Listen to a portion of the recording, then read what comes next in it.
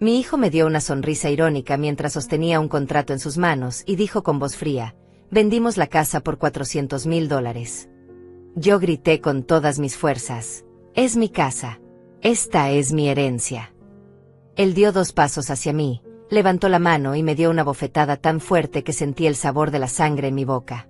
Después me empujó contra la pared y gritó: usted ya no manda aquí, vieja. Esta casa ahora es nuestra. 24 horas después, mi teléfono tenía 50 llamadas perdidas de mi nuera Beatriz. Cuando finalmente contesté, ella sollozaba del otro lado de la línea: Hortensia, por favor. La policía llegó. Nos van a llevar presos. Yo solo susurré 3 palabras antes de colgar: disfruten la prisión. Ahora sí, déjenme explicarles cómo llegamos hasta aquí, porque esta historia no comenzó ayer. Esta historia comenzó hace muchos años, cuando mis abuelos tomaron una decisión que mi hijo Rubén nunca pudo perdonar. Pero antes de hablar del pasado, necesito que entiendan algo muy importante. Yo dejé que todo esto pasara. Yo vi cómo mi hijo planeaba robarme. Yo escuché cada palabra de su traición. Yo grabé cada segundo de su crimen. Y yo decidí no detenerlo, porque quería que cayera tan profundo que nunca pudiera levantarse de nuevo. Me llamo Hortensia, tengo 65 años, y esta es la historia de cómo mi propio hijo vendió mi casa mientras yo estaba de viaje, cómo me golpeó cuando regresé, y cómo terminó esposado en el piso de mi sala rogando por misericordia que yo ya no tenía para darle. Todo comenzó a derrumbarse hace exactamente 17 días. Yo acababa de regresar de un viaje que se suponía iba a ser el más hermoso de mi vida. Rubén y Beatriz me lo habían regalado. 15 días en las montañas, en un hotel precioso, con todas las comidas pagadas y excursiones incluidas. Me dijeron que yo merecía descansar, que había trabajado demasiado, que necesitaba tiempo para mí misma. Yo lloré de emoción cuando me entregaron los boletos. Pensé que finalmente mi hijo había cambiado. Pensé que después de tantos años de distancia y peleas, él finalmente había entendido cuánto lo amaba. ¡Qué ingenua fui! Cuando llegué a mi casa esa tarde de octubre, algo se sentía diferente. La puerta principal estaba abierta. Eso ya era extraño, porque yo siempre cierro con doble cerradura. Entré despacio, con mi maleta rodando detrás de mí, y escuché voces en la sala. Risas. Música. El sonido de copas chocando. Me asomé por el pasillo y lo que vi me heló la sangre. Rubén estaba sentado en el sillón de mi abuelo, ese sillón de cuero café que tiene más de 50 años, con una botella de whisky en la mano. Beatriz estaba a su lado, usando un vestido rojo brillante que nunca le había visto, con joyas nuevas en el cuello. Y había un hombre que yo no conocía, un tipo de traje gris que fumaba un cigarro en mi sala como si fuera su propia casa. Solté la maleta. El ruido los hizo voltear. Rubén me vio y su expresión cambió por completo. Primero fue sorpresa, después algo que parecía molestia, y finalmente esa sonrisa irónica que nunca voy a olvidar. Se puso de pie lentamente, dejó la copa sobre la mesa y caminó hacia mí con pasos seguros. Mamá, dijo con una voz que intentaba sonar dulce pero estaba llena de veneno, regresaste antes de tiempo. No te esperábamos hasta el jueves. Yo lo miré a los ojos y le pregunté lo único que importaba en ese momento. ¿Qué está pasando aquí, Rubén? ¿Quién es esta persona? Él se rió. Se rió en mi cara. Después sacó un papel doblado del bolsillo de su pantalón y lo abrió frente a mí. Era un contrato. Yo vi mi nombre impreso en la parte superior, vi números, vi firmas, vi sellos oficiales. Mis manos comenzaron a temblar antes de que mi cerebro pudiera procesar lo que estaba viendo. Vendimos la casa, mamá, dijo Rubén con esa sonrisa que me partió el corazón. $400,000. Buen precio, ¿no crees? Yo sentí que el piso se movía debajo de mis pies. Sentí que las paredes se cerraban a mi alrededor.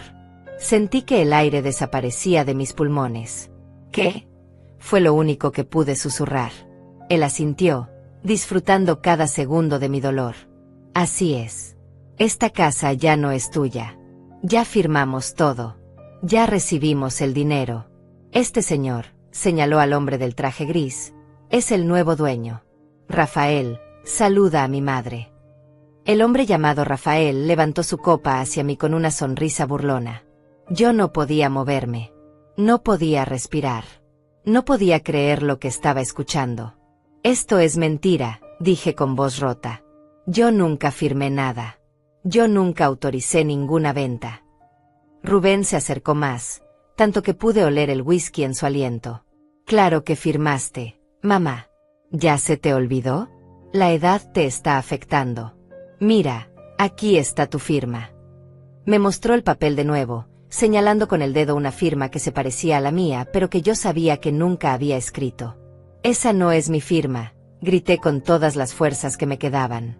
Esto es fraude. Esto es ilegal. Van a ir a la cárcel por esto. Y ahí fue cuando todo explotó. Rubén dejó caer la máscara completamente. Su cara se transformó en algo que yo nunca había visto antes, algo lleno de odio puro. «Cállate», rugió. «Tú ya no tienes derecho a nada. Esta casa debió ser mía desde que murieron los abuelos. Ellos estaban locos cuando decidieron dejártela solo a ti. Yo soy el hijo. Yo soy el hombre de esta familia. No tú». Yo intenté responder, intenté defenderme, pero antes de que pudiera abrir la boca, su mano voló hacia mi cara. El golpe fue tan fuerte que me tiró contra la pared. Sentí un dolor agudo en el pómulo, sentí algo caliente correr por mi labio, sentí que mis piernas se doblaban. Caí al suelo. Beatriz gritó algo, pero no la escuché bien. Mis oídos zumbaban. Mi visión estaba borrosa. Rubén se inclinó sobre mí, me agarró del brazo con fuerza brutal y me levantó a medias. «Escúchame bien, vieja estúpida», dijo con los dientes apretados. «Usted ya no manda aquí. Esta casa es nuestra. El dinero es nuestro. Y si intenta hacer algo, si intenta llamar a alguien, si intenta causar problemas, le juro que se va a arrepentir». Me empujó de nuevo y yo volví a caer. Esta vez no intenté levantarme. Me quedé ahí, en el piso de la sala donde jugué cuando era niña, donde mis abuelos me enseñaron a leer, donde me casé, donde crié a mi hijo. Me quedé ahí sangrando mientras Rubén, Beatriz y Rafael seguían bebiendo como si nada hubiera pasado. Escuché a Beatriz decir: «Deberíamos llevarla a algún lado». Rubén respondió: «Que se vaya sola. Ya no es nuestro problema». Finalmente logré ponerme de pie. Me limpié la sangre de la boca con la manga de mi suéter. Los miré a los tres. Rubén tenía esa expresión de victoria en la cara. Beatriz evitaba mi mirada. Rafael parecía aburrido. Yo caminé hacia la puerta, recogí mi maleta y salí de mi propia casa sin decir una palabra más. Caminé por la calle con la cara hinchada, con la ropa arrugada, con el corazón destrozado. La gente me miraba. Algunos preguntaron si estaba bien. Yo solo seguí caminando. Pero aquí está la parte que Rubén nunca imaginó. Aquí está el detalle que lo iba a destruir completamente. Antes de irme de viaje, yo había instalado cámaras de seguridad en toda la casa. No porque desconfiara de él en ese momento, sino porque Orlando, mi abogado y amigo de toda la vida, me había insistido. Hortensia, me había dicho 3 semanas antes: «Algo no me gusta de cómo Rubén está actuando últimamente. Instala cámaras. Solo por precaución». Yo lo había hecho casi sin pensarlo. Cámaras pequeñas, escondidas en los libreros, en las lámparas, en los marcos de los cuadros. Cámaras que grababan todo. Cámaras que habían capturado cada palabra, cada movimiento, cada crimen que Rubén había cometido durante mi ausencia. Mientras caminaba por la calle con la cara sangrando y el alma hecha pedazos, saqué mi teléfono y marqué el único número que importaba en ese momento. Orlando contestó al segundo tono. «Hortensia, ¿qué pasó? ¿Estás bien?» Mi voz salió quebrada, apenas un susurro. «Tenías razón. Rubén vendió la casa. Me golpeó. Necesito verte ahora». Hubo un silencio del otro lado, después escuché el sonido de llaves. «Voy para allá. Mándame tu ubicación. No hables con nadie más». Me senté en la banca de un parque a 2 cuadras de mi casa. La casa que ya no era mía, según el contrato falso que Rubén había fabricado. Toqué mi cara hinchada y sentí la piel caliente, sensible. El labio me palpitaba. Podía sentir cómo se formaba el moretón en mi pómulo. 65 años de vida y nunca nadie me había puesto una mano encima. Hasta hoy. Hasta que mi propio hijo decidió que yo ya no merecía ni respeto ni dignidad. Orlando llegó en 15 minutos. Bajó de su carro casi corriendo, con el maletín en la mano y la cara llena de preocupación. Cuando me vio, se detuvo en seco. Dios mío, Hortensia. Se sentó a mi lado y examinó mi rostro con cuidado. Ese desgraciado te golpeó. No era una pregunta. Era una afirmación llena de rabia. Yo solo asentí. No podía hablar sin que se me quebrara la voz otra vez. Orlando sacó un pañuelo limpio de su bolsillo y lo presionó suavemente contra mi labio. Vamos a destruirlo, dijo con una calma que me asustó más que cualquier grito. Vamos a destruirlo completamente. Fuimos a su oficina. Era sábado por la tarde y el edificio estaba vacío, pero Orlando tenía llaves de todo.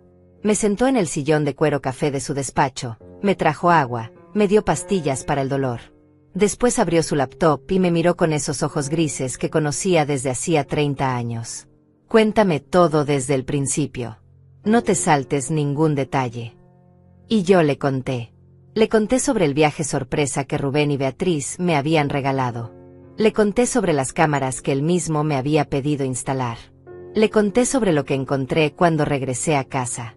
Le conté sobre el contrato, sobre Rafael, sobre el golpe, sobre las amenazas. Orlando escuchó cada palabra sin interrumpir. Cuando terminé, se recostó en su silla y cerró los ojos por un momento. ¿Las cámaras siguen grabando?, preguntó. Yo saqué mi teléfono. Sí. Están conectadas a una aplicación. Puedo ver todo en tiempo real. Sus ojos se iluminaron. Muéstrame. Abrí la aplicación y le pasé el teléfono. Orlando comenzó a revisar las grabaciones de los últimos 15 días, adelantando y retrocediendo, tomando notas en un cuaderno. De repente se detuvo. Hortensia, mira esto. Era una grabación del tercer día después de que yo me fui de viaje. Rubén estaba en la sala con Beatriz y Rafael. Los tres sentados alrededor de la mesa del comedor, con papeles esparcidos por todas partes. Subí el volumen. La voz de Rubén salía clara desde los altavoces del teléfono. La vieja se va a enterar eventualmente, pero para entonces ya va a ser demasiado tarde. Vamos a tener el dinero, vamos a tener todo legalizado, y ella no va a poder hacer nada. Beatriz preguntó, ¿estás seguro de que la firma va a pasar? Rafael se rió. Tengo un contacto en el registro público. Le pasé $5,000. Va a sellar todo sin hacer preguntas. Orlando y yo nos miramos. Él apretó pause y escribió algo más en su cuaderno. Esto es oro puro, dijo. Esto es conspiración para cometer fraude, falsificación de documentos, soborno a funcionario público. Esto es suficiente para meterlos a la cárcel por años. Yo sentí algo extraño en el pecho. No era alivio todavía. Era algo más oscuro. Era sed de justicia. Era necesidad de venganza. ¿Qué hacemos ahora?, pregunté. Orlando cerró la laptop y me miró directo a los ojos. Ahora los dejamos creer que ganaron. No entendí de inmediato. Él se inclinó hacia adelante. Hortensia, escúchame bien. Si vamos a la policía ahora mismo, Rubén va a contratar abogados, va a inventar historias, va a decir que tú le diste permiso, que estás confundida por la edad, que firmaste y no te acuerdas. Va a hacer tu palabra contra la suya. Sí, tenemos las grabaciones, pero él va a alegar que son ilegales, que no pueden usarse como prueba. Va a enredar todo durante meses, quizás años. Yo sentí que el estómago se me hundía. Entonces, no podemos hacer nada. Orlando negó con la cabeza. No dije eso. Dije que tenemos que ser más inteligentes que él. Me explicó su plan. Era arriesgado, era doloroso, pero era perfecto. Íbamos a dejar que Rubén siguiera adelante con la venta. Íbamos a dejar que firmara todos los papeles, que recibiera el dinero, que creyera que había ganado. Mientras tanto, nosotros íbamos a reunir cada prueba posible. Las grabaciones de video, las grabaciones de audio, los documentos originales que probaban que la casa era mía, los registros bancarios que mostraban las transferencias sospechosas, todo. Cuando tuviéramos un caso hermético, completamente sólido, íbamos a ir directamente con el fiscal y con la policía. No le daríamos a Rubén ninguna oportunidad de escapar.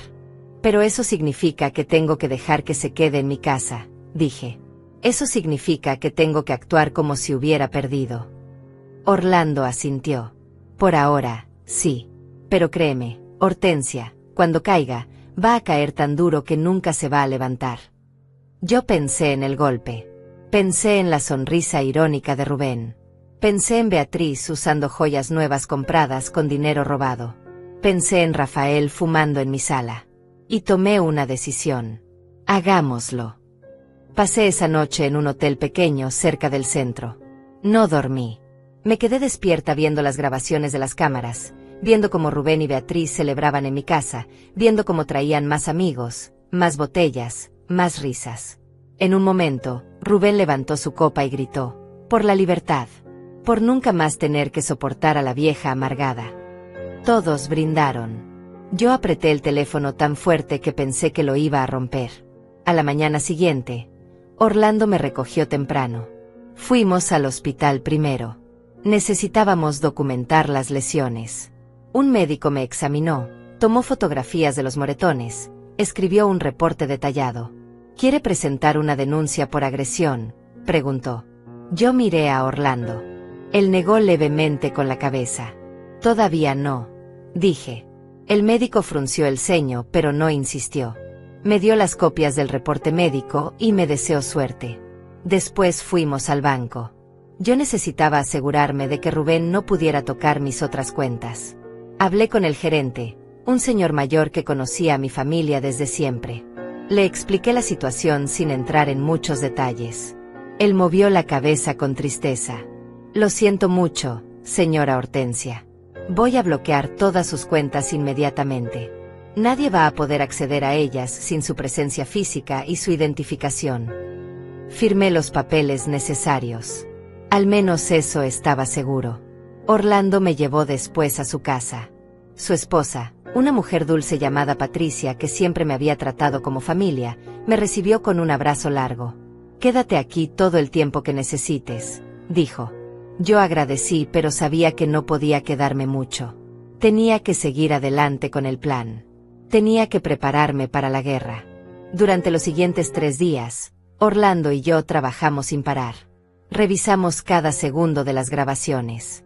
Encontramos conversaciones donde Rubén admitía haber falsificado mi firma.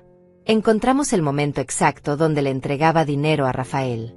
Encontramos mensajes de texto en el teléfono de Rubén, porque resulta que las cámaras habían capturado la pantalla cuando la dejaba sobre la mesa. Mensajes donde coordinaba todo con el funcionario corrupto del registro público. Mensajes donde se burlaba de mí. Mensajes donde planeaba qué hacer conmigo después de que la venta estuviera completa. Uno de esos mensajes decía: «Cuando todo esté listo, la vamos a meter a un asilo. No puede quedarse dando vueltas causando problemas». Otro decía: «La vieja no tiene a nadie más. No tiene amigos. No tiene familia aparte de nosotros. Nadie va a creer su versión». Cada palabra era un cuchillo en mi corazón. Pero también era combustible para mi determinación. Orlando contactó a un fiscal que conocía, alguien de confianza que odiaba la corrupción. Le mostró un adelanto de las pruebas. El fiscal, un hombre joven de apellido Márquez, se quedó callado por un largo rato después de ver los videos. «Esto es suficiente para acusaciones criminales serias», dijo finalmente. «Fraude, falsificación, conspiración, agresión. Si me traen el paquete completo de evidencia, yo puedo mover esto rápido». Orlando asintió.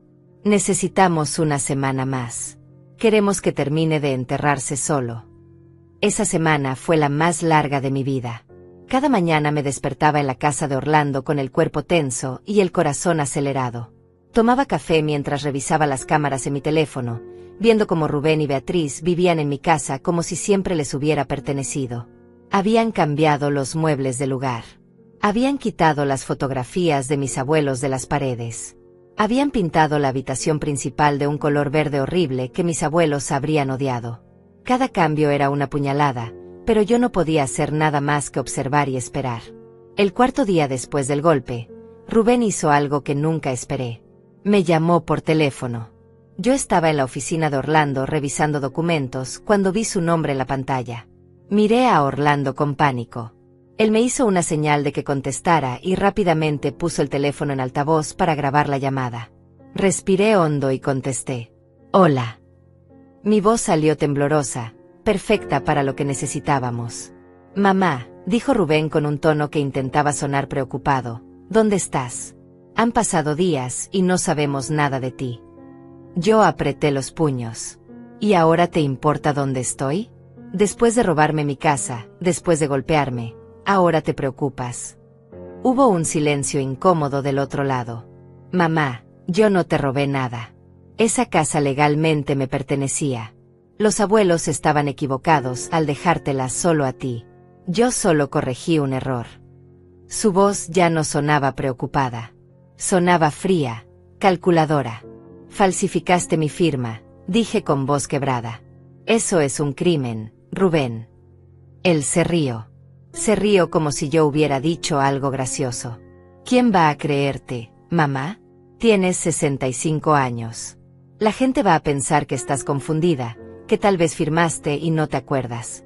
Además, ya todo está registrado legalmente. La casa ya no es tuya. El dinero ya está en nuestras cuentas.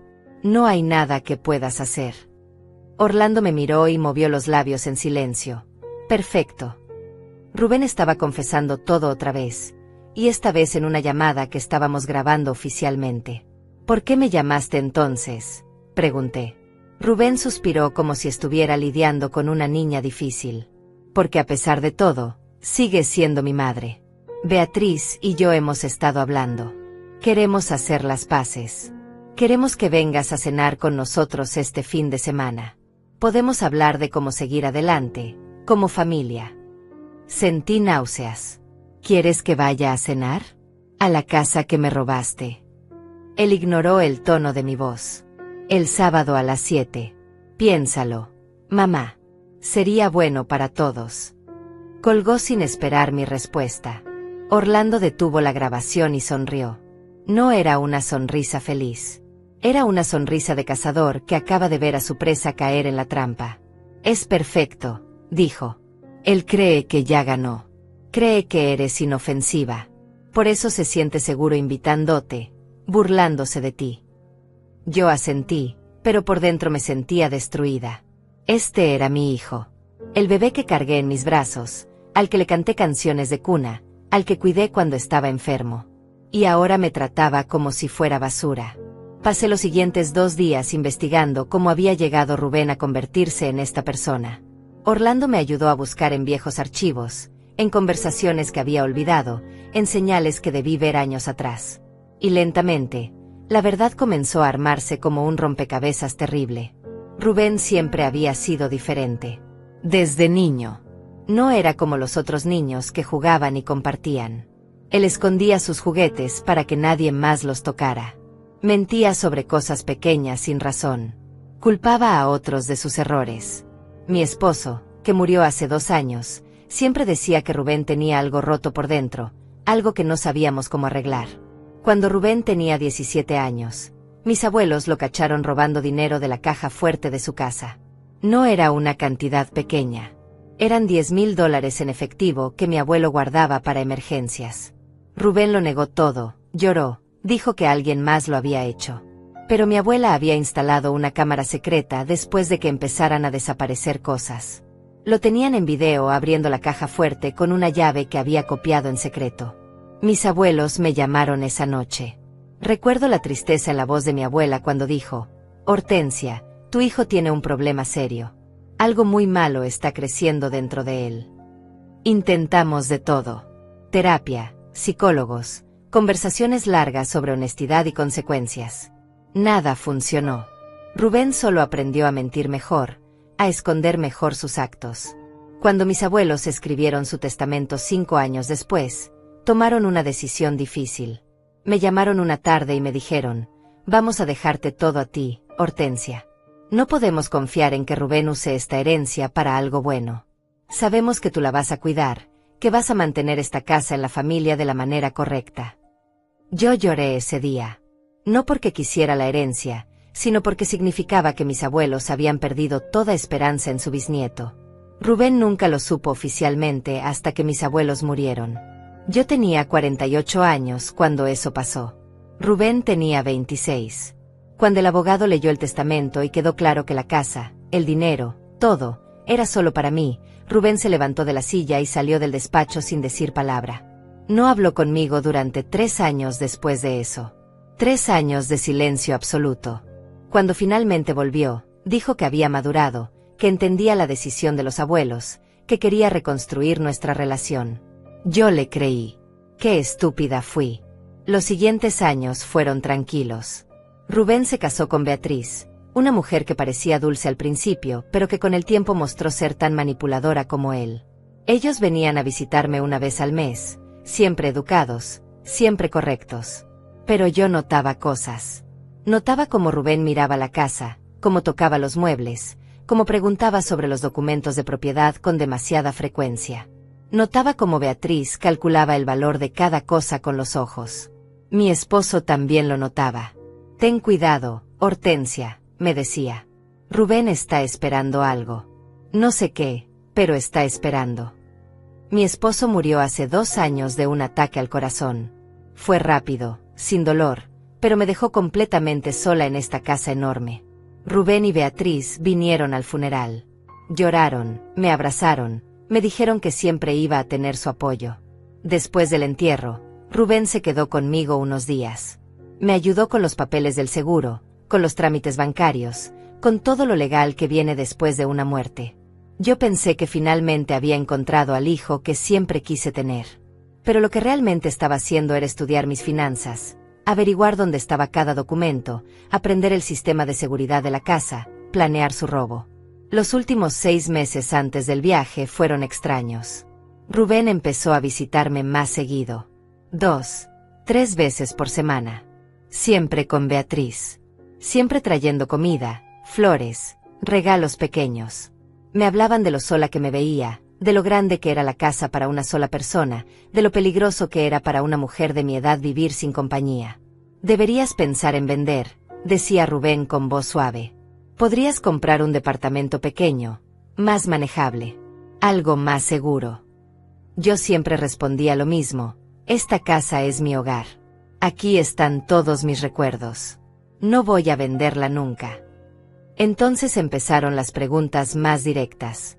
¿Tienes todos los documentos de la casa en orden?, preguntaba Beatriz mientras tomábamos té. ¿Está todo a tu nombre? No hay ningún problema legal. Yo le aseguraba que sí, que todo estaba perfectamente registrado. Ella sonreía. Qué bueno, suegra. Solo queríamos asegurarnos de que estés protegida. Ahora entiendo que estaban verificando que no hubiera obstáculos para su plan. Hace 3 meses, Rubén llegó con una propuesta. Mamá, quiero que firmes una procuración. Solo por seguridad. Si algo te pasa, si te enfermas o tienes un accidente, yo podría manejar tus asuntos sin problemas legales. Yo dudé. Algo en mi estómago me gritaba que no lo hiciera. No lo sé, Rubén. No me siento cómoda con eso. Él se molestó. ¿No confías en mí?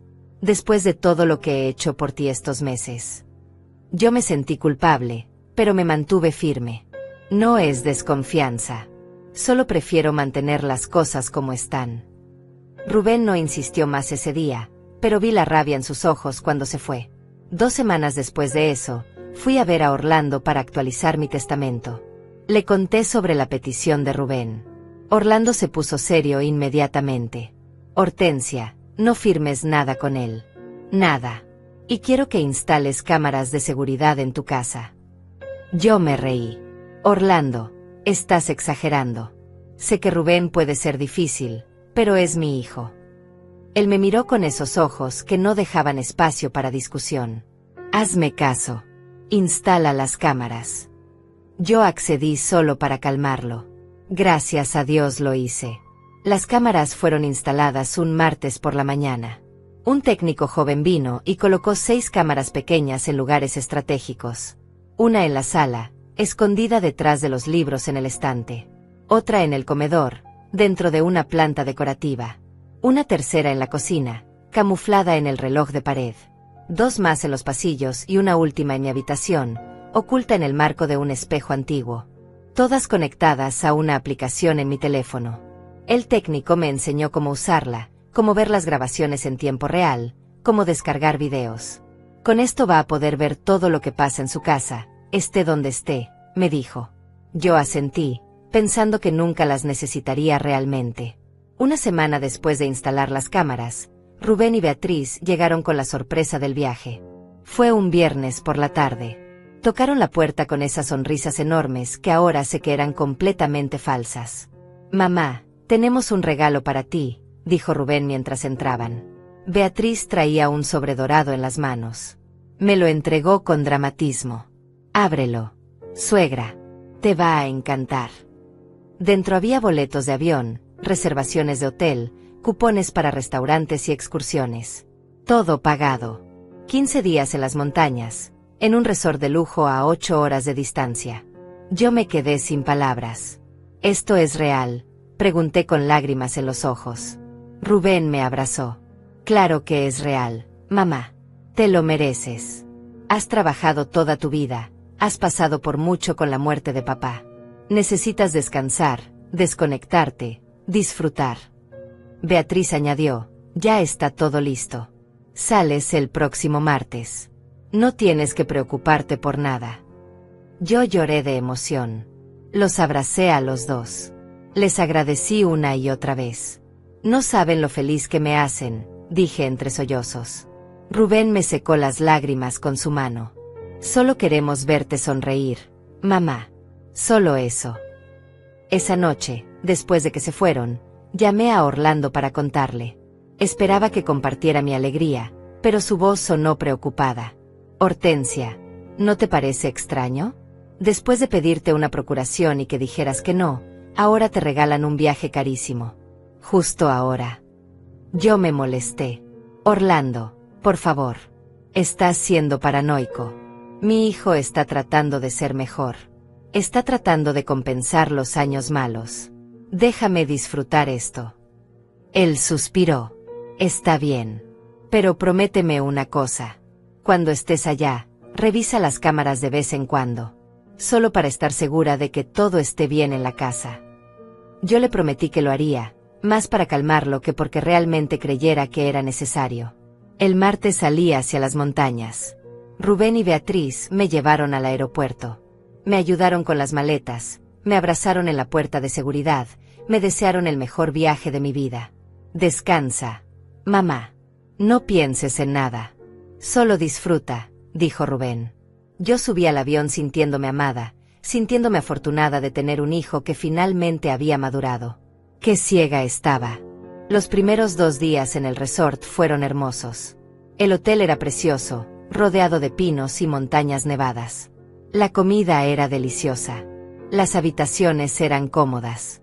Yo caminaba por los senderos, leía libros en la terraza, tomaba té caliente mientras veía el atardecer.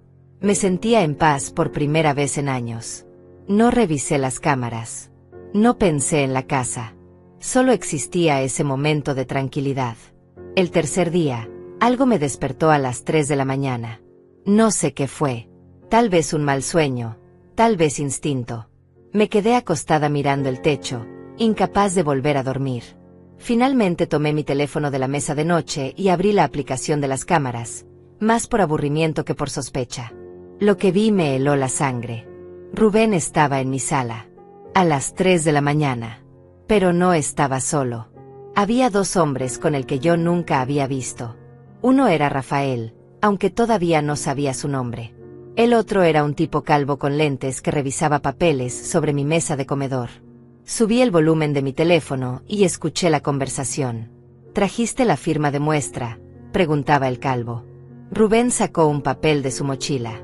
Aquí está. Es de un cheque que firmó hace 2 meses. Puedes copiarla. El calvo examinó el papel bajo la luz de la lámpara. Sí, no es complicada. Letras grandes. Trazo firme. La puedo replicar perfectamente en los documentos de venta. Yo dejé de respirar. Rafael habló entonces. ¿Y el registro público? Ya está arreglado. Rubén asintió. Le di $5,000 a un funcionario. Va a sellar todo sin hacer preguntas. Para el viernes, la casa va a estar legalmente a mi nombre. Sentí que el mundo se caía a pedazos. Me senté en la cama del hotel con el teléfono temblando en mis manos, viendo cómo mi hijo planeaba robarme en tiempo real. Beatriz entró a la sala en ese momento, con café para todos. ¿Cómo va todo?, preguntó. El calvo levantó el papel. Perfecto. En 2 horas voy a tener la firma lista. Mañana pueden ir al notario. Beatriz sonrió. Excelente. La vieja está a 8 horas de distancia, sin idea de nada. Para cuando regrese, ya no va a poder hacer nada. Lloré en silencio durante horas. Vi cómo los 3 hombres trabajaban en mi casa, falsificando documentos, planeando cada detalle del fraude. Vi cómo Rubén mostraba papeles de la propiedad que había sacado de mi estudio. Vi cómo medían las habitaciones, como si ya fueran los dueños. A las 6 de la mañana se fueron. Rubén apagó las luces y cerró la puerta con llave.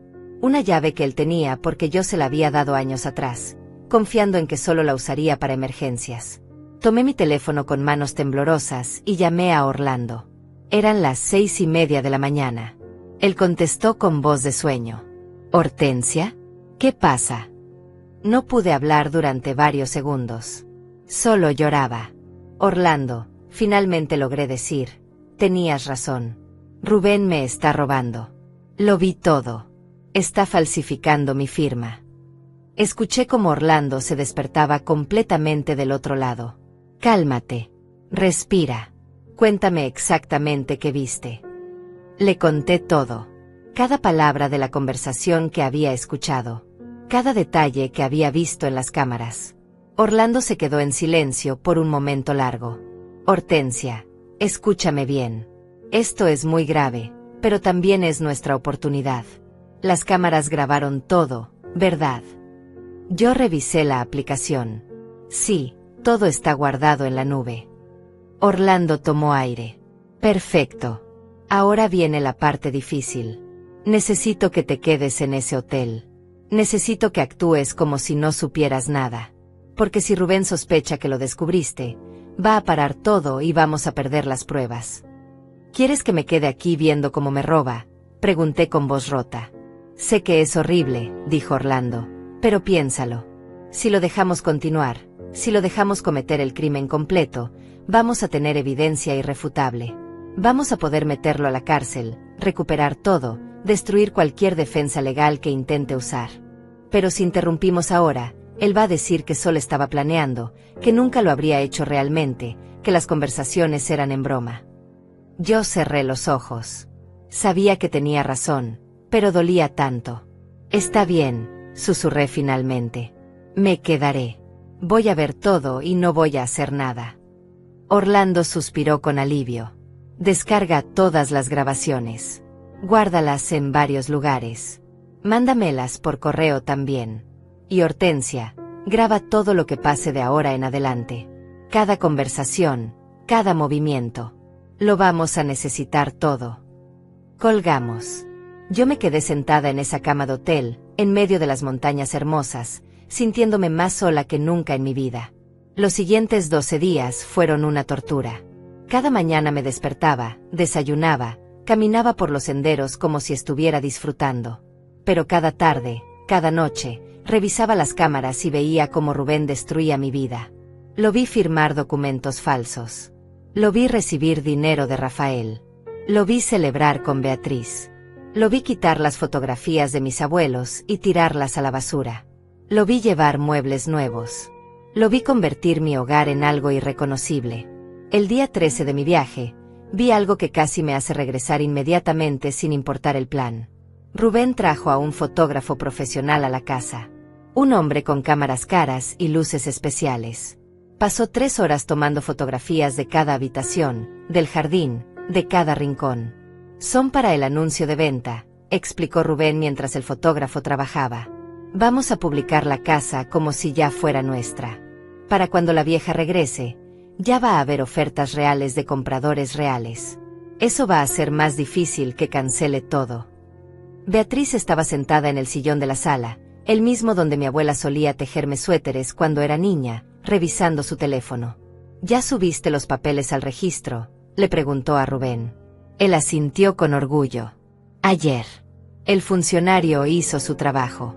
Ahora oficialmente soy el dueño legal de esta propiedad. Costó otros $3,000 en sobornos, pero valió cada centavo. Beatriz se rió. Tu mamá va a enloquecer cuando se entere. Va a gritar, va a llorar, va a amenazarnos. Pero no va a poder hacer nada. Los papeles están sellados, firmados, registrados. Es nuestro. Tuve que apagar el teléfono. No podía seguir mirando. Salí de mi habitación del hotel y caminé por el bosque durante horas, llorando donde nadie pudiera verme. Llamé a Orlando desde un banco junto a un lago. No puedo más, le dije. Necesito regresar. Necesito detener esto ahora. Su voz fue firme pero gentil. Hortensia, aguanta solo 2 días más. Ya casi terminas el viaje. Si regresas antes, Rubén va a sospechar. Necesitamos que crea que ganó completamente. Confía en mí. Esos 2 días finales fueron los más largos de mi vida. Cada hora se sentía como una eternidad. Descargué cada grabación, las guardé en 3 memorias USB diferentes, las envié por correo electrónico a Orlando y también a una cuenta que creé solo para eso. Tomé capturas de pantalla de cada conversación incriminatoria. Documenté cada transferencia bancaria que pude ver en los reflejos de las pantallas de computadora en los videos. Construí un archivo tan completo que ningún abogado defensor podría encontrarle huecos. La noche antes de mi regreso, Rubén hizo una videollamada. Yo estaba en la terraza de mi habitación, viendo las estrellas, tratando de encontrar algo de paz antes de la tormenta que sabía que venía. El teléfono sonó y su nombre apareció en la pantalla. Respiré hondo 3 veces antes de contestar. Puse mi mejor cara de felicidad. Hola, hijo. Rubén apareció en la pantalla con una sonrisa enorme. Hola, mamá. ¿Cómo la estás pasando? Yo forcé una sonrisa. Maravilloso, hijo. Este viaje ha sido increíble. Muchas gracias. Me alegro mucho, dijo él. Detrás de él pude ver mi sala. Mis muebles habían sido reemplazados por cosas modernas que se veían caras. Te llamaba para recordarte que mañana te recogemos en el aeropuerto. ¿A qué hora llegas? Yo revisé mi boleto. A las 4 de la tarde. Rubén asintió. Perfecto. Ahí estaremos. Y mamá, hay algunas cosas de las que tenemos que hablar cuando regreses. Cosas importantes sobre la casa, sobre el futuro. Mi corazón latió más rápido, pero mantuve la voz calmada. Todo está bien. Él sonrió con esa sonrisa que ahora reconocía como pura maldad. Sí, todo está perfecto. Solo son cambios necesarios. Ya verás. Colgamos.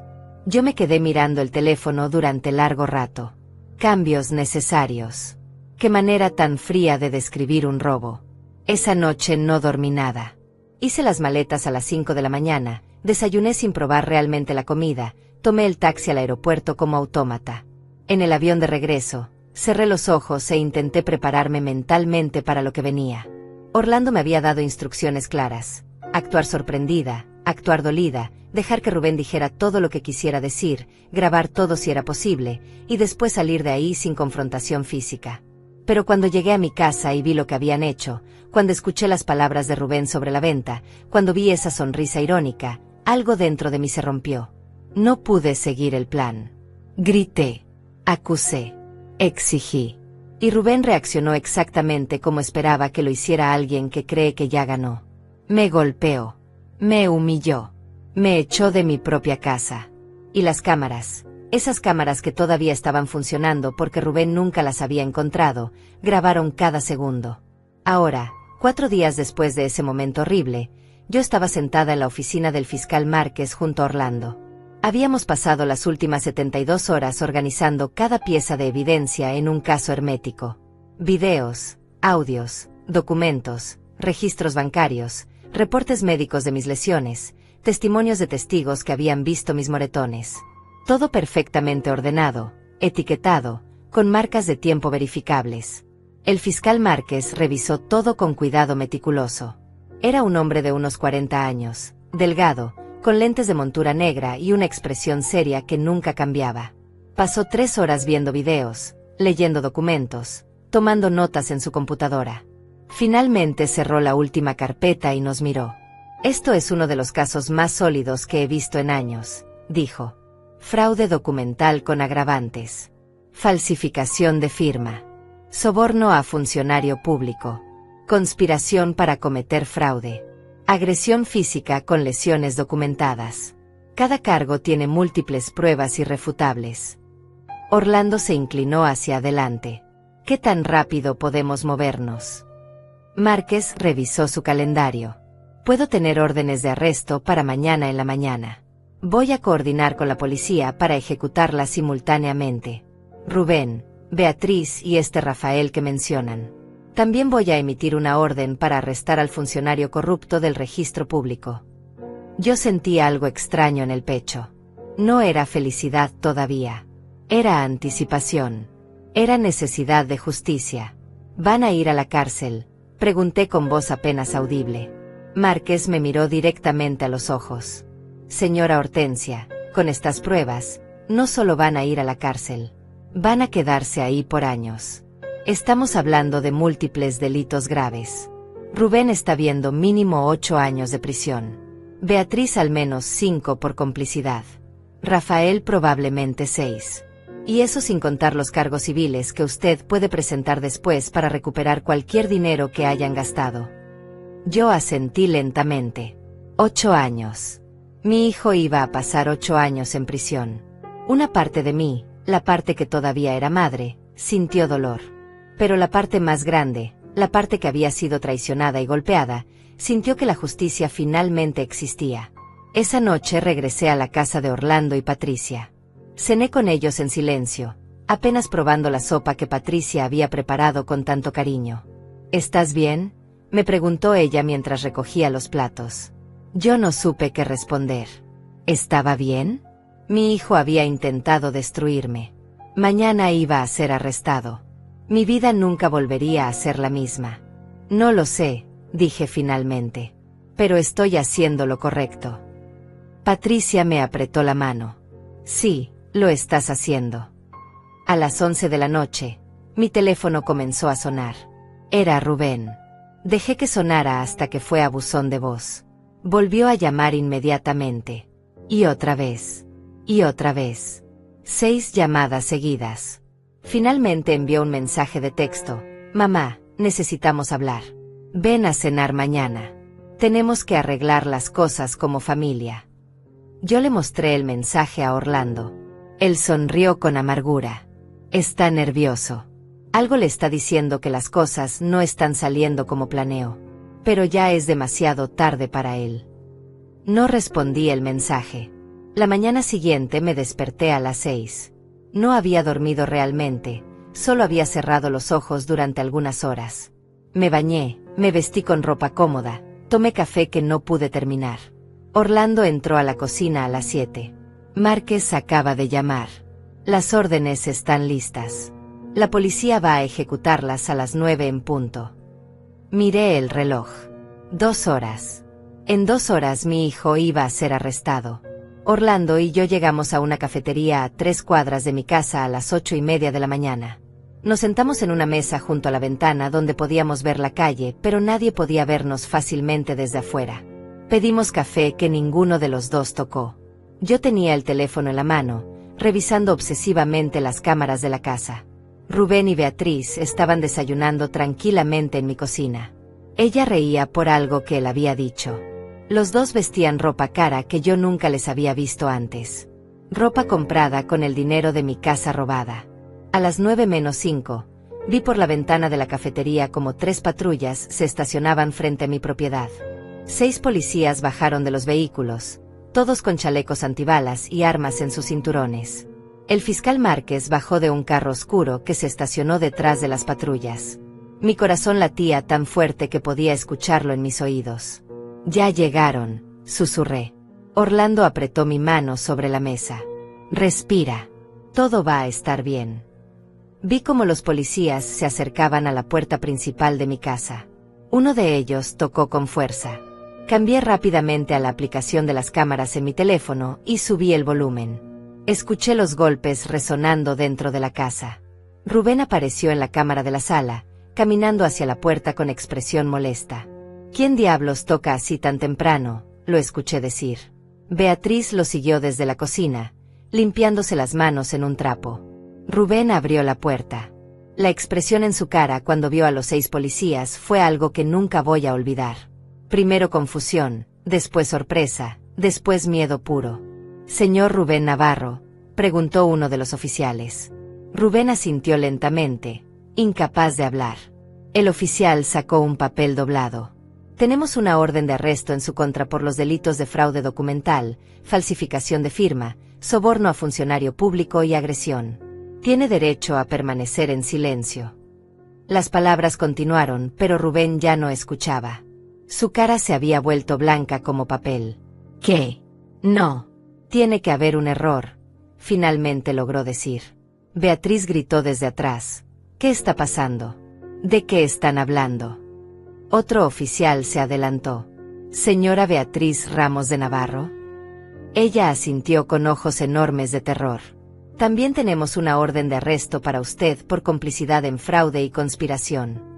Beatriz comenzó a sollozar inmediatamente. «No hicimos nada. No pueden arrestarnos. Esta es nuestra casa». El fiscal Márquez dio un paso adelante. «Esta casa pertenece legalmente a la señora Hortensia Navarro. Ustedes cometieron fraude documental para intentar robarla. Tenemos todas las pruebas necesarias. Videos, audios, documentos. Todo». Rubén lo miró con incredulidad. «¿Videos? ¿Qué videos?». Márquez sacó una tablet de su maletín y les mostró la pantalla. Yo no podía ver que les estaba enseñando desde la cafetería, pero podía ver la reacción de Rubén. Su expresión pasó de confusión a shock absoluto a horror puro. «Fueron grabados durante todo el proceso», dijo Márquez con voz fría. «Cada conversación, cada falsificación, cada soborno, todo». Rubén dio 2 pasos hacia atrás, tropezando con sus propios pies. «No puede ser. No puede ser. Revisé toda la casa. No había cámaras». Márquez sonrió sin humor. «Las había. Su madre las instaló antes de irse de viaje. Las mismas cámaras que grabaron cómo usted la golpeó cuando ella regresó y descubrió el robo». Los oficiales se acercaron entonces con esposas. «Denle vuelta. Manos atrás». Rubén intentó resistirse. «No. Esperen. Necesito hablar con mi madre. Ella puede explicar todo.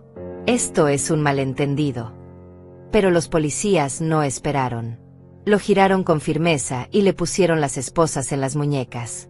El sonido del metal cerrándose resonó claramente en el audio de la cámara. Beatriz estaba histérica ahora, llorando desconsoladamente mientras otra oficial la esposaba también. «Por favor. Tengo que llamar a alguien. Necesito un abogado. No pueden hacer esto». Márquez respondió con calma profesional. «Van a tener derecho a hacer una llamada desde la estación. Por ahora, tienen que venir con nosotros». Los sacaron de la casa. Yo los veía desde la ventana de la cafetería mientras los metían en las patrullas. Rubén iba en una, Beatriz en otra. Podía ver cómo Rubén gritaba algo dentro del carro, cómo golpeaba la ventana con el hombro, desesperado. Beatriz tenía la cabeza entre las rodillas, sollozando. Los carros arrancaron con las sirenas apagadas, pero las luces encendidas. Yo los vi alejarse por la calle hasta que desaparecieron al doblar la esquina. Me quedé sentada en esa cafetería durante largo rato, sin poder moverme. Orlando me miraba en silencio, esperando a que yo dijera algo. Finalmente logré hablar. «¿Ya está? Se acabó». Él negó con la cabeza suavemente. «El arresto es solo el principio. Ahora viene el proceso legal. Pero sí, Hortensia, la parte más difícil ya pasó. Ya no pueden hacerte daño». Yo asentí, sin saber si sentía alivio o vacío o algo completamente diferente. Mi teléfono comenzó a sonar. Era un número desconocido. Dudé antes de contestar. «Hola». Una voz automática dijo: «Tiene una llamada a cobrar desde el centro de detención municipal. Acepta los cargos». Era Beatriz. Lo supe antes de que hablara. «Aceptar», dije. Hubo un clic y después escuché su voz rota, desesperada, casi irreconocible. Hortensia, por favor, tienes que ayudarnos. La policía llegó. Nos arrestaron. Nos van a meter a la cárcel. Por favor, di que todo fue un malentendido. Di que tú autorizaste la venta. Por favor. Yo escuché su súplica completa sin interrumpir. Escuché cómo lloraba, cómo rogaba, cómo prometía que devolverían todo, que nunca volverían a molestarme, que harían lo que yo quisiera. Cuando finalmente se quedó sin palabras, sin aliento de tanto suplicar, yo hablé. Mi voz salió tranquila, fría, sin una gota de emoción. Beatriz, escúchame bien porque solo voy a decir esto una vez. Ustedes planearon robarme mi casa. Falsificaron mi firma. Sobornaron funcionarios. Y cuando los confronté, tu esposo me golpeó en la cara. Todo está grabado. Cada palabra. Cada acción. Cada crimen. Ella comenzó a sollozar de nuevo. Pero somos familia. No puedes hacernos esto. Ustedes dejaron de ser mi familia cuando decidieron destruirme, dije. Ahora van a enfrentar las consecuencias de lo que hicieron. Hubo un silencio largo. Después escuché la voz de Rubén en el fondo, gritando, déjame hablar con ella. Dámelo. Escuché sonidos de pelea, después la voz de Rubén salió por el teléfono, llena de rabia. Mamá, arregla esto ahora. Llama al fiscal. Di que fue un error. Si no lo haces, te juro que cuando salga de aquí voy a hacer que te arrepientas. Yo sonreí sin humor. ¿Me estás amenazando, Rubén? ¿Ahora? ¿Desde la cárcel? Eso solo va a agregar años a tu sentencia. Él se quedó callado por un momento. Después su voz cambió, volviéndose suplicante. Mamá, por favor. Soy tu hijo. No puedes hacer esto. Piensa en todo lo que hemos pasado juntos. Piensa en cuando era niño, cuando me querías. ¿Cómo puedes mandarme a la cárcel? Yo sentí algo quebrarse dentro de mí. Rubén, yo te quise más que a nada en este mundo. Habría dado mi vida por ti sin dudarlo. Pero tú decidiste traicionarme de la peor manera posible.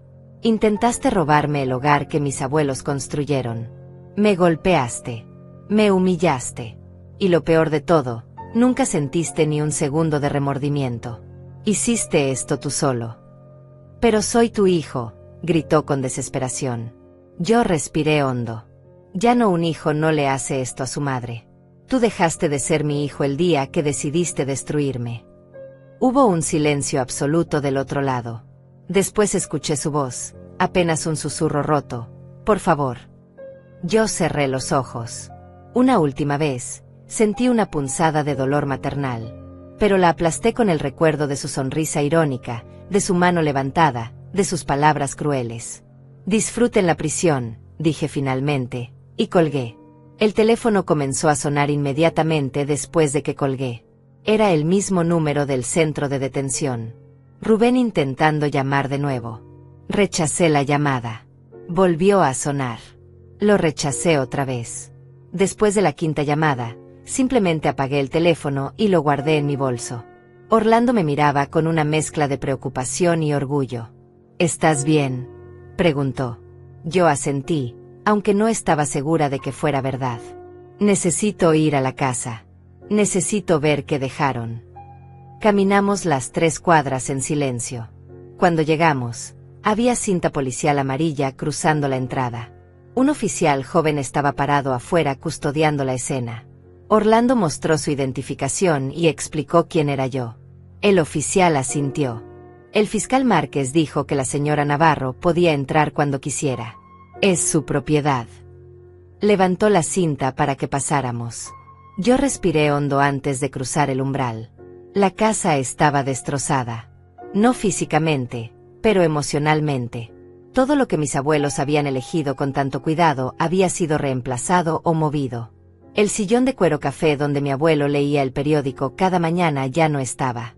En su lugar había un sofá moderno de color gris que se veía caro pero sin alma.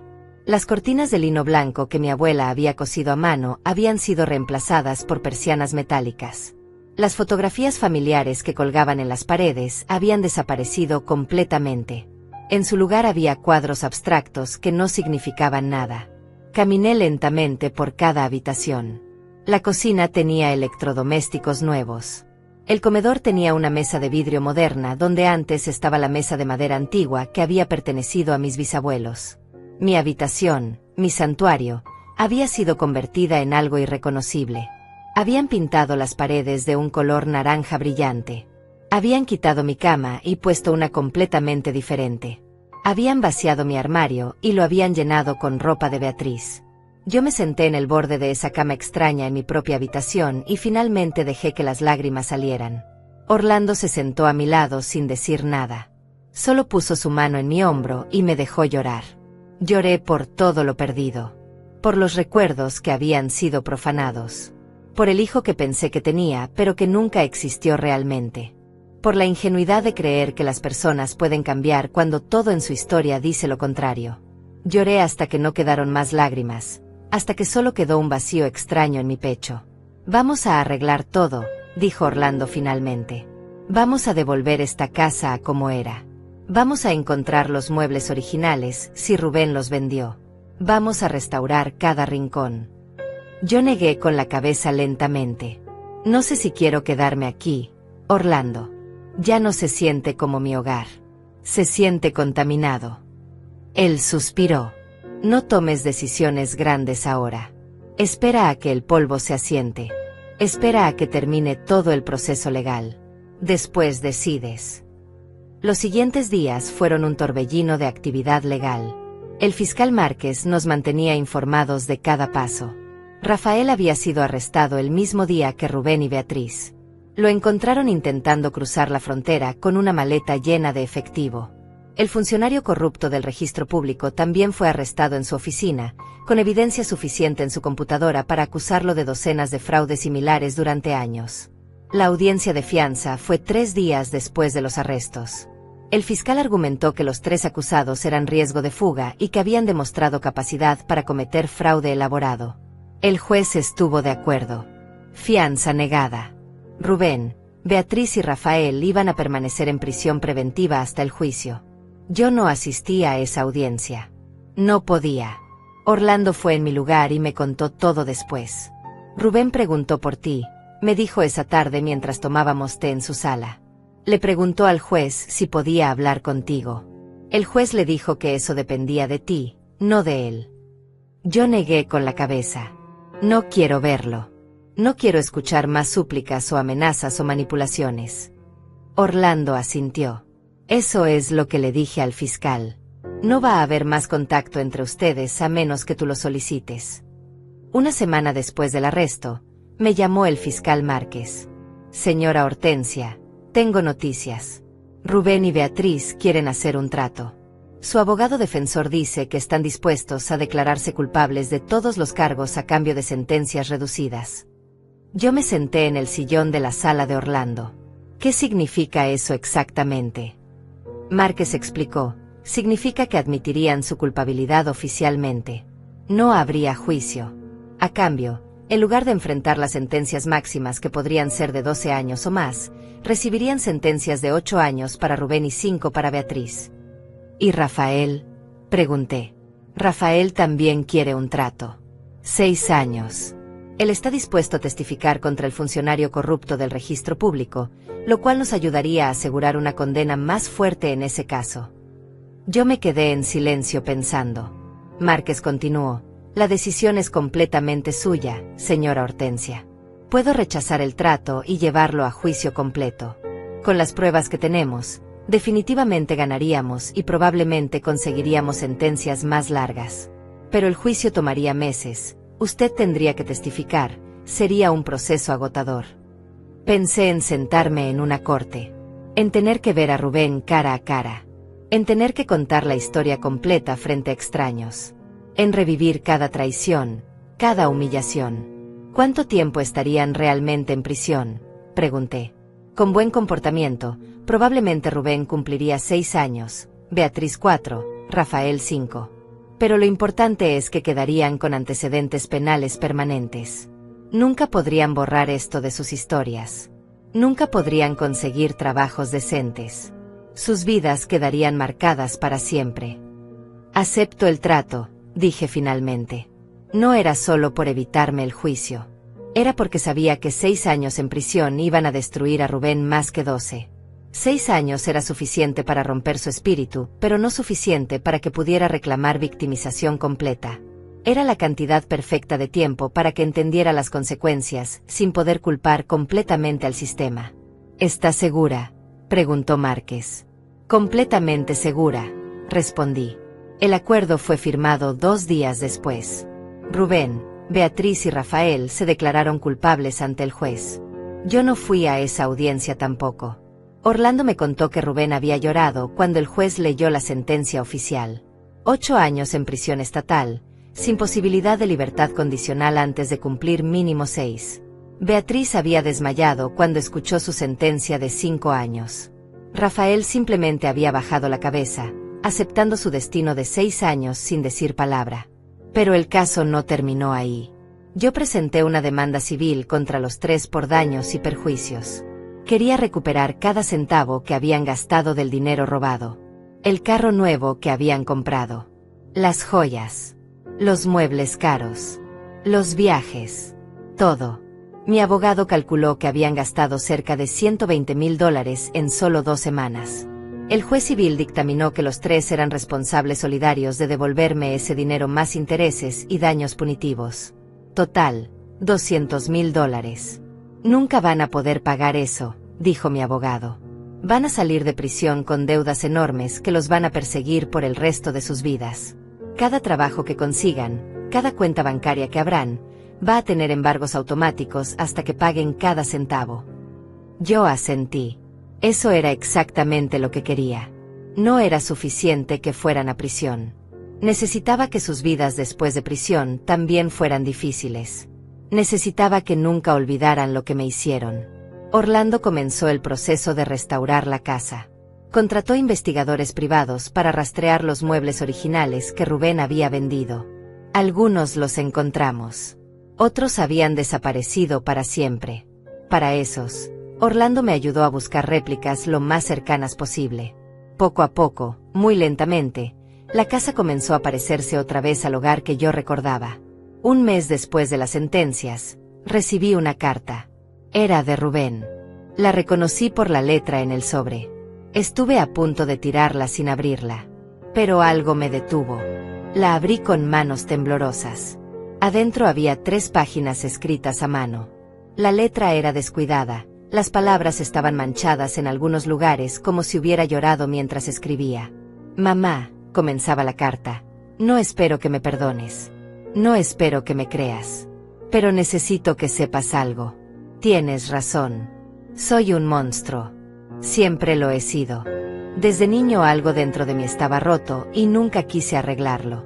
Te traicioné de la peor manera posible porque pensé que merecía esa casa más que tú.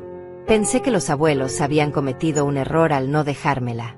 Pasé años odiándote por algo que ni siquiera fue tu decisión. Y cuando tuve la oportunidad de robarte, no lo dudé ni un segundo. Ni siquiera cuando te golpeé sentí remordimiento. Solo sentí rabia porque te atreviste a desafiarme.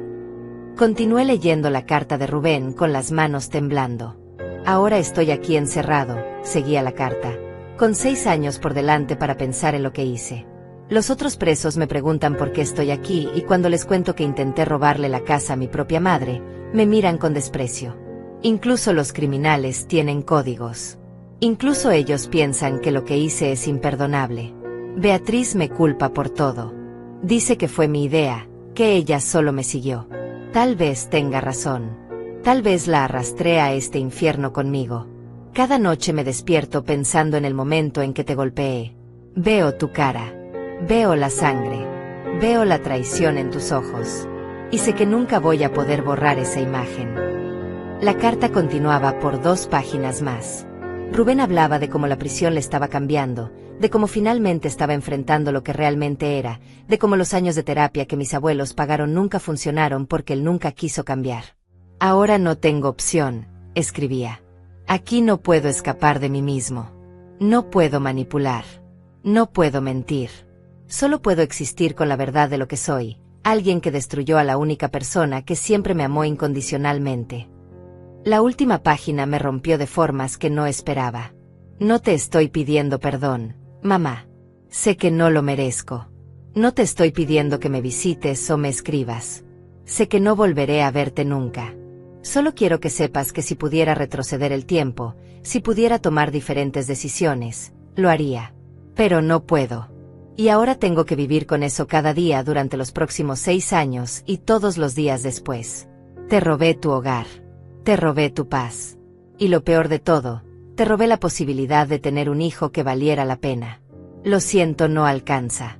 Nada alcanza. Pero igual lo digo. Lo siento. Rubén. Doblé la carta y la guardé en el sobre. Me quedé sentada en la sala restaurada de mi casa durante horas, solo mirando esa carta sobre la mesa. Una parte de mí quería sentir algo. Compasión, tristeza, tal vez un destello del amor maternal que una vez tuve. Pero no sentí nada de eso. Solo sentí vacío. La carta no cambiaba nada. Las palabras bonitas no borraban los hechos. Rubén había elegido su camino y ahora estaba pagando el precio. Orlando vino a visitarme esa tarde. Le mostré la carta. Él la leyó en silencio y después me miró. ¿Qué vas a hacer? Yo me encogí de hombros. Nada. No hay nada que hacer. Él dice que no espera respuesta y no va a recibirla. Orlando asintió. ¿Te hace sentir diferente? Saber que está arrepentido. Yo pensé en eso. No sé si realmente está arrepentido o si solo está asustado porque finalmente enfrentó consecuencias. Pero honestamente, ya no importa. Lo que hizo quedó hecho. Las heridas que causó no se curan con una carta. Las semanas se convirtieron en meses. La casa poco a poco volvió a sentirse como hogar. Encontré el sillón de cuero café de mi abuelo en una tienda de antigüedades a 50 kilómetros de distancia. El dueño me contó que un hombre joven se lo había vendido por casi nada hacía 2 meses. Era Rubén, sin duda. Pagué 10 veces más de lo que él recibió para recuperarlo. Volví a colgar las fotografías familiares en las paredes. Pinté las habitaciones con los colores originales. Planté flores en el jardín que mi abuela solía cuidar. 3 meses después de las sentencias, recibí una llamada de una trabajadora social de la prisión donde estaba Beatriz. Señora Navarro, su nuera Beatriz ha solicitado una visita con usted. Dice que necesita hablar sobre algo importante relacionado con su situación financiera. Yo negué inmediatamente. No tengo nada que hablar con ella. La trabajadora social suspiró. Entiendo. Solo tenía que transmitir el mensaje. Ella mencionó algo sobre devolverle dinero, sobre tener acceso a cuentas que usted no conoce. Eso me hizo dudar. ¿Qué cuentas? La trabajadora no sabía más detalles. Solo que Beatriz insistía en que tenía información valiosa que yo querría saber. Hablé con Orlando sobre esto. Podría ser una trampa, dijo. Podría estar tratando de manipularte para que la visites, para que sientas lástima por ella. Yo asentí. Pero, ¿y si realmente hay dinero escondido que no hemos encontrado? ¿Y si hay más de lo que pensamos? Orlando lo pensó. Si vas, voy contigo. Y grabamos toda la conversación. Cualquier cosa que diga puede usarse en procedimientos futuros si es relevante. Yo estuve de acuerdo. Una semana después, Orlando y yo manejamos hasta la prisión estatal para mujeres donde Beatriz cumplía su sentencia. El proceso de entrada fue humillante incluso para los visitantes. Revisiones de seguridad, detectores de metal, guardias serios que revisaban cada bolsa. Finalmente nos llevaron a una sala de visitas grande con mesas atornilladas al piso y sillas de plástico. Esperamos 15 minutos hasta que trajeron a Beatriz. Cuando la vi entrar, casi no la reconocí. Había perdido mucho peso. Su cabello, que siempre mantenía perfectamente arreglado, estaba recogido en una cola descuidada. Tenía ojeras profundas. El uniforme naranja le quedaba grande. Se veía 20 años mayor que la última vez que la había visto. Se sentó frente a nosotros con las manos temblorosas. No me miró a los ojos al principio. Gracias por venir, dijo con voz apenas audible. Yo no respondí. Solo esperé a que dijera lo que tenía que decir. Beatriz respiró hondo. Sé que me odias. Tienes todo el derecho. Pero necesito decirte algo porque mi conciencia no me deja dormir. Hay dinero que no saben. Rubén abrió 3 cuentas bancarias en las Islas Caimán antes de que nos arrestaran. Transfirió $200,000 ahí. Dinero que sacó de la venta falsa de la casa antes de que todo explotara. Orlando se inclinó hacia adelante inmediatamente. ¿Tienes pruebas de eso? ¿Números de cuenta? ¿Documentos? Beatriz asintió. Tomé fotos de todo en mi teléfono antes de que nos arrestaran. No sé por qué lo hice. Tal vez presentía que algo iba a salir mal. El teléfono está confiscado aquí en la prisión, pero las fotos están respaldadas en la nube. Puedo darte acceso a esa cuenta si prometes algo. Yo la miré con desconfianza. ¿Qué quieres? Ella finalmente levantó la vista y me miró directo a los ojos. Quiero que hables con el fiscal.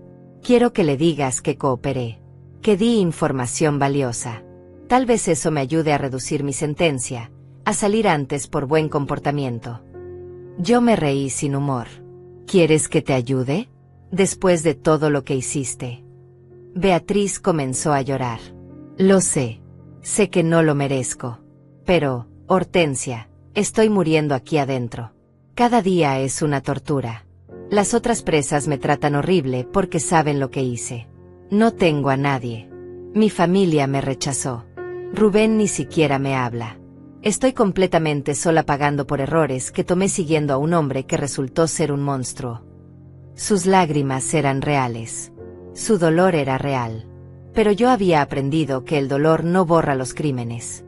Dame la información, dije firmemente. Si es real, si recupero ese dinero, hablaré con el fiscal. No te prometo nada más que eso. No te prometo que tu sentencia se reduzca. Solo prometo que mencionaré tu cooperación. Beatriz asintió desesperadamente. Sí, está bien. Es suficiente. Escribió en un papel el usuario y contraseña de su cuenta de nube. Está todo ahí. En una carpeta llamada Documentos Bancarios. Hay capturas de pantalla de las 3 cuentas, de las transferencias, de todo. Orlando tomó el papel y lo guardó cuidadosamente. Nos levantamos para irnos. Beatriz llamó mi nombre cuando estábamos por salir. Hortensia.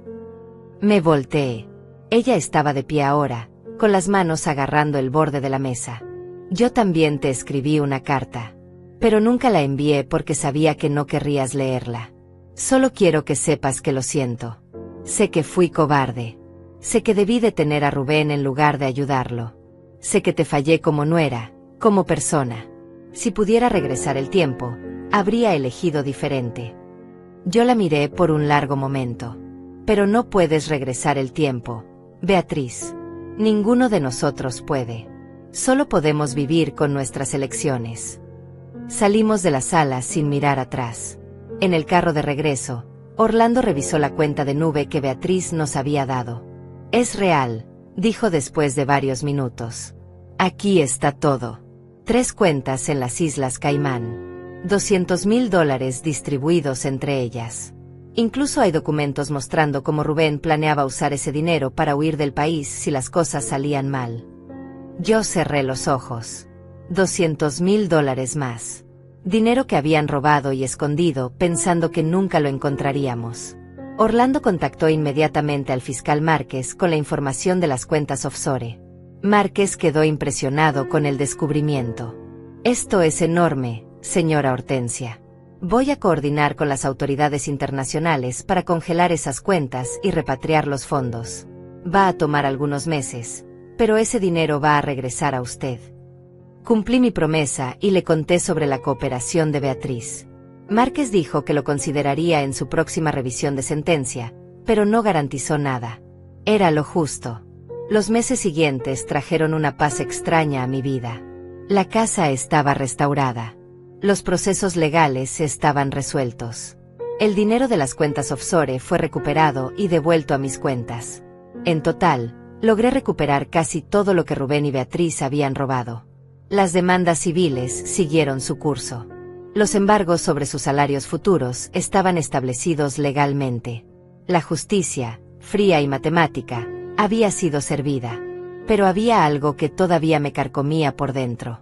No era perdón. No era lástima. Era simplemente la necesidad de cerrar este capítulo completamente. 6 meses después de las sentencias, tomé una decisión. Le dije a Orlando que quería visitar a Rubén. Él me miró sorprendido. ¿Estás segura? No tienes que hacer eso. No le debes nada. Yo asentí. Lo sé. Pero necesito verlo una última vez. Necesito decirle cara a cara que esto se acabó. Que nunca más va a tener poder sobre mí. La prisión estatal para hombres era aún más intimidante que la de mujeres. Guardias más grandes, seguridad más estricta, una atmósfera más pesada. Cuando Rubén entró a la sala de visitas, vi que la prisión también lo había cambiado físicamente. Estaba más delgado, más pálido. Tenía un corte en la ceja que parecía reciente. Caminaba con los hombros caídos. Cuando me vio, se detuvo en seco. Sus ojos se llenaron de lágrimas instantáneamente. «Mamá», susurró. Se sentó frente a mí con las manos sobre la mesa. Yo las miré pero no las toqué. «Recibí tu carta», dije con voz neutral. Él asintió. No esperaba respuesta. No esperaba que vinieras. Yo lo miré directamente a los ojos por primera vez en meses. No vine a perdonarte, Rubén. Vine a decirte que esto se acabó. Que voy a seguir con mi vida y tú vas a seguir con la tuya, y esas vidas nunca más se van a cruzar. Él dejó escapar un sollozo. Lo entiendo. Lo merezco. Sí, lo mereces, dije sin emoción. Pasé 65 años amándote, protegiéndote, creyendo en ti. Y tú usaste ese amor como un arma contra mí. Estudiaste mis debilidades. Planeaste mi destrucción. Me golpeaste. Todo mientras sonreías y decías que me querías. Rubén bajó la cabeza. Tienes razón. En todo. Yo soy el monstruo de esta historia. No tú. Yo continué. Durante meses me pregunté dónde me equivoqué como madre. ¿Qué hice mal para criar a alguien capaz de hacer lo que tú hiciste? Pero ahora entiendo que no fue mi culpa. Mis abuelos lo vieron. Mi esposo lo vio. Todos vieron lo que yo no quería ver. Que había algo roto en ti que ningún amor podía arreglar. Rubén lloró abiertamente ahora. Mamá, por favor. Yo levanté mi mano. No me llames así. Ya no eres mi hijo. Legalmente todavía lo eres. Pero en mi corazón, en mi alma, ese vínculo murió el día que levantaste tu mano contra mí. Él me miró con desesperación.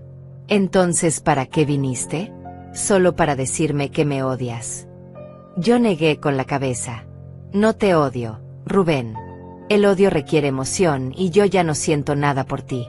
Vine para cerrar esta puerta de una vez por todas. Para que ambos sepamos que no hay vuelta atrás. Cuando salgas de aquí en 6 años, vas a estar solo. No voy a estar esperándote. No voy a ayudarte a rehacer tu vida. Vas a enfrentar el mundo que creaste con tus propias manos. Rubén respiró temblorosamente. ¿Y mi herencia? Cuando ya no estés. Yo sonreí sin alegría. Ya actualicé mi testamento. Todo va a ir a instituciones de caridad. A hogares para mujeres víctimas de violencia doméstica. A organizaciones que ayudan a ancianos víctimas de fraude familiar. Tu nombre no aparece en ninguna parte. Vas a salir de prisión sin nada y vas a morir sin nada mío. Vi cómo esas palabras lo golpeaban. Vi cómo la última esperanza se apagaba en sus ojos. Entonces realmente se acabó, dijo con voz vacía. Sí, respondí. Realmente se acabó.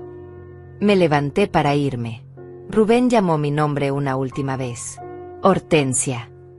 Me volteé. Él tenía las mejillas mojadas, los ojos rojos. A pesar de todo, quiero que sepas que la parte de mí que todavía es humana, la parte pequeña que queda, esa parte sí te amó. Tal vez no de la manera correcta.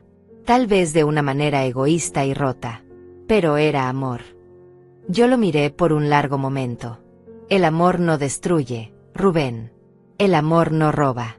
El amor no golpea. Lo que tú sentías no era amor. Era posesión. Era codicia. Era todo menos amor. Salí de esa sala y no miré atrás. En el carro de regreso a casa, Orlando me preguntó cómo me sentía. Yo pensé en eso. Me siento libre, dije finalmente. Por primera vez en años, me siento completamente libre. Él sonrió. Eso es bueno. Eso es lo que mereces. Llegamos a mi casa cuando el sol comenzaba a ponerse. La luz dorada iluminaba el jardín que había trabajado tanto en restaurar. Las flores que mi abuela amaba florecían otra vez. Los árboles que mi abuelo plantó hace décadas daban sombra al porche. Entré a la casa y me senté en el sillón de cuero café recuperado. Toqué el material suave, gastado por décadas de uso. Pensé en mis abuelos. En cómo ellos habían construido este hogar con amor y trabajo duro. En cómo me lo habían confiado a mí porque sabían que yo lo cuidaría. Y pensé en cómo había estado a punto de perderlo todo por confiar en la persona equivocada. Los siguientes meses pasaron con una tranquilidad que no había experimentado en años. Volví a mi rutina. Trabajaba en el jardín cada mañana. Leía en las tardes. Tomaba té en la terraza mientras veía los atardeceres. Orlando y Patricia me visitaban seguido. Hice nuevas amistades en la comunidad. Me uní a un club de lectura. Empecé a tomar clases de pintura. Lentamente, la casa dejó de estar llena de fantasmas dolorosos y se convirtió otra vez en un hogar lleno de posibilidades. Un año después de los arrestos, recibí una notificación oficial. Beatriz había sido liberada temprano por buen comportamiento y cooperación con las autoridades. Había cumplido solo 3 años de su sentencia de 5. Parte de mí sintió rabia por eso. Pero otra parte entendió que su castigo continuaría afuera de las rejas. Las deudas. Los antecedentes. La vergüenza. Eso la perseguiría toda la vida. Nunca intentó contactarme y yo agradecí eso. Rubén todavía tenía 3 años más por cumplir. A veces me preguntaba cómo estaría. Si realmente había cambiado o si solo había aprendido a actuar mejor. Pero esos pensamientos venían cada vez con menos frecuencia. Él ya no ocupaba espacio en mi mente ni en mi corazón. Era simplemente alguien que existía en algún lugar, pagando por sus crímenes, viviendo las consecuencias de sus elecciones. 2 años después, en un día soleado de primavera, estaba podando rosas en el jardín cuando encontré algo enterrado bajo tierra cerca del viejo roble. Era una caja de metal oxidada. La abrí con cuidado y adentro encontré fotografías viejas que no había visto en décadas. Fotografías de mis abuelos cuando eran jóvenes. Fotografías de mi madre cuando era niña. Fotografías de mí jugando en este mismo jardín cuando tenía 5 años. Y al fondo, una fotografía de Rubén cuando tenía 3 años, sonriendo inocentemente en los brazos de mi padre. Miré esa fotografía por largo rato. Ese niño pequeño de la imagen parecía tan puro, tan lleno de futuro. Me pregunté en qué momento exacto se torció su camino. En qué momento la inocencia se convirtió en maldad. Pero sabía que nunca tendría esas respuestas. Algunas preguntas simplemente no tienen respuestas satisfactorias. Guardé las fotografías en la caja excepto la de Rubén. Esa la dejé en la tierra y la volví a enterrar. Algunos recuerdos es mejor dejarlos donde pertenecen, en el pasado. Ahora, mientras escribo estas palabras en mi diario personal, sentada en mi terraza con una taza de té caliente, puedo decir honestamente que encontré paz. No fue fácil. Hubo noches de insomnio. Hubo días de dolor. Hubo momentos donde cuestioné cada decisión que tomé. Pero al final, hice lo correcto. Defendí mi hogar. Defendí mi dignidad. Defendí la memoria de mis abuelos que confiaron en mí. Mi hijo eligió traicionarme y ahora vive con esas consecuencias. Yo elegí la justicia y ahora vivo con la paz que esa decisión me trajo. La casa permanece en pie, restaurada y amada. El jardín florece cada primavera. Y yo, Hortensia, a mis 67 años, finalmente aprendí que a veces el amor más importante que podemos dar es el amor propio. El coraje de defendernos incluso cuando duele. El valor de establecer límites incluso con aquellos que alguna vez amamos más que a la vida misma. Esta es mi historia. Una historia de traición, de justicia, y finalmente, de liberación. Y si alguien algún día lee estas palabras, espero que entiendan que nunca es tarde para defender lo que es correcto, sin importar cuánto cueste.